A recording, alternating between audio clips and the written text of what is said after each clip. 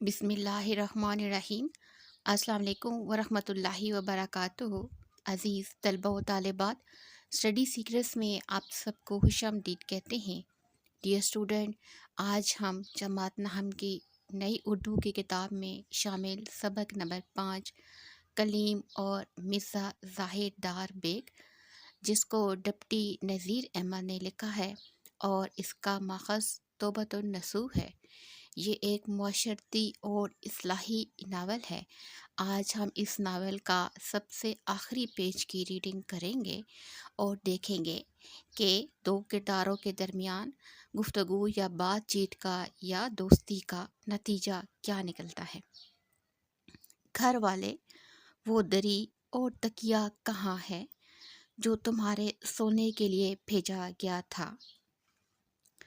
تکیہ اور دری کا نام سن کر تو کلیم بہت چکرایا سے مراد بہت گھبرایا اور ابھی جواب دینے میں متعمل تھا، سوچ رہا تھا، اب بھی جواب دینے کا سوچ رہا تھا کہ اندر سے آواز آئی، مرزا زبردست بیگ، دیکھنا یہ مردوا کہیں چل نہ دے۔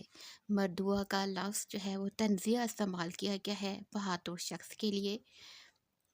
ویسے نکما اور جو سست شخص ہوتا ہے اس کے لیے کہا جاتا ہے جو ہمیشہ دوسروں پر انحصار کرتا ہے۔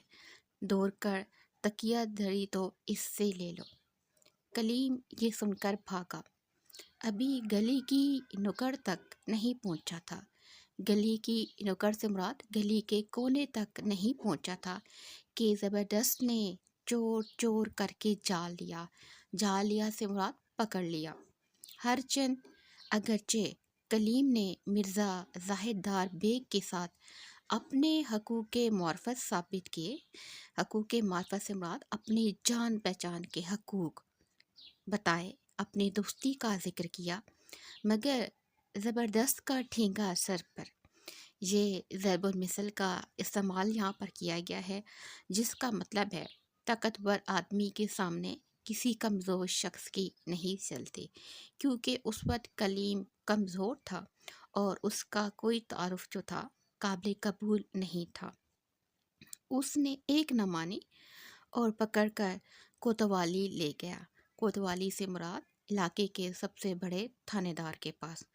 کوتوال نے سرسری طور پر دونوں کا بیان سنا، سرسری طور پر، ظاہری طور پر دونوں کا بیان سنا اور کلیم سے اس کا حسب نسب پوچھا۔ حسب نسب کہتے ہیں شجرہ نسب کو، یعنی تمہارے والد کون ہیں، تمہاری ذات کیا ہے، تمہارا خاندان کون سا ہے، وغیرہ وغیرہ۔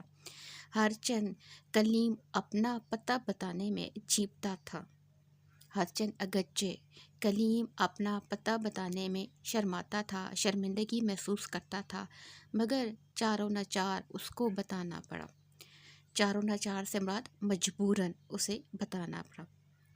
لیکن اس کی حالت ظاہری ایسی ابتر ہو رہی تھی، ابتر ہونے سے مراد ایسی غیر ہو رہی تھی کہ اس کا سچ بھی جھوٹ معلوم ہوتا تھا، یعنی جو کچھ وہ سچ بتا رہا تھا لیکن اس کی ظاہری حالت اس قسم کی تھی کہ وہ سچ بھی جھوٹ شمار ہو رہا تھا۔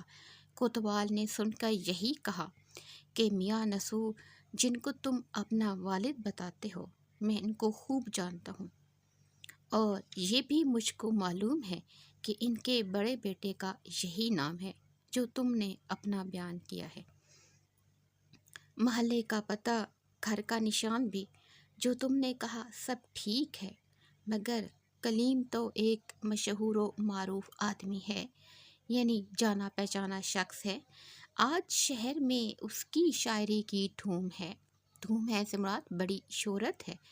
تمہاری یہ حیثیت کہ ننگے سر ننگے پاؤں بندر پر کیچڑ تھپی ہوئی، کہ تمہاری یہ حالت ہے کہ وہ کلیم تو بڑا جانا پہچانا شخص ہے اور اس کی شاعری کی بڑی دھوم ہے، لیکن اب جو آپ اپنا تعارف کروا رہے ہیں اور اپنی حیثیت جو تمہاری میں دیکھ رہا ہوں، وہ ایک ننگے سر ننگے پاؤں اور جسم جو ہے وہ چمگادڑوں کی بیڑ سے تھپا ہوا ہے، مجھ کو باور نہیں ہوتا، یعنی مجھ کو تمہاری باتوں پر یقین نہیں ہو رہا۔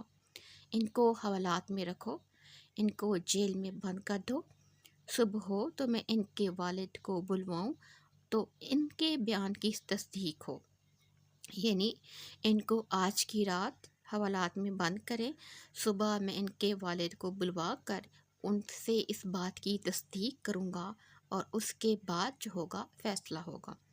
کلیم یہ سن کر رو دیا اور کہا کہ میں وہی بد نصیب ہوں جس کی شعر گوئی کا شعرا آپ نے سنا ہے، یعنی جس کی شاعری کی بہت دھوم دھام ہے، بڑی شہرت اور چرچا ہے۔ آپ کو یقین نہ ہو تو میں اپنے افکار تازہ سناؤں۔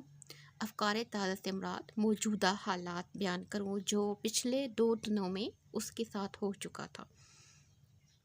چنانچہ کل شب کو جو کچھ مسجد و مرزا کی شان میں کہا تھا سنایا۔ کل رات کو جس طریقے سے مسجد میں اس کے ساتھ گزری اور جو کچھ اس کے دوست مرزا نے اسے اپنی شان و شوکت کے بارے میں بتایا ہوا تھا، اس کا ذکر اس نے کیا۔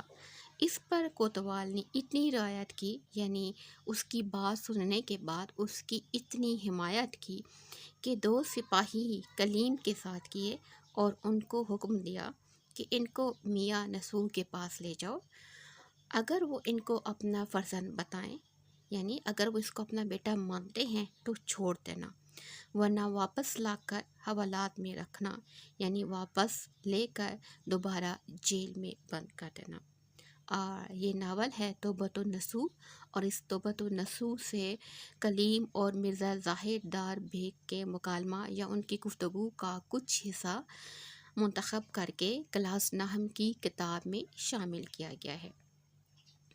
ڈیئر اسٹوڈنٹ، اس ناول کو پڑھنے کے بعد ہمیں ایک بات کا اندازہ ہوتا ہے کہ ڈپٹی نذیر احمد نے ہمیشہ معاشرتی اصلاح کے لیے ناول لکھے ہیں، اور یہ جو ناول لکھا گیا ہے جس کا اقتباس یا منتخب حصہ کلاس نحم میں شامل کیا گیا تھا، وہ اس سے ہمیں یہ اخلاقی سبق ملتا ہے کہ جو بچے اپنے والدین سے ناراض ہو کر گھر سے نکل جاتے ہیں، انہیں بدنامی اور رسوائی کے سوا کچھ نہیں ملتا۔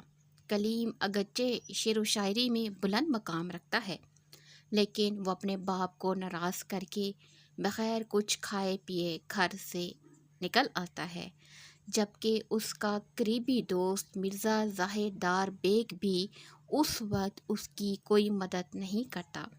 کلیم بھوکا رہ کر مسجد میں رات گزارتا ہے اور اس سے اگلے دن وہ کوتوال یعنی حوالات بھی پہنچ جاتا ہے۔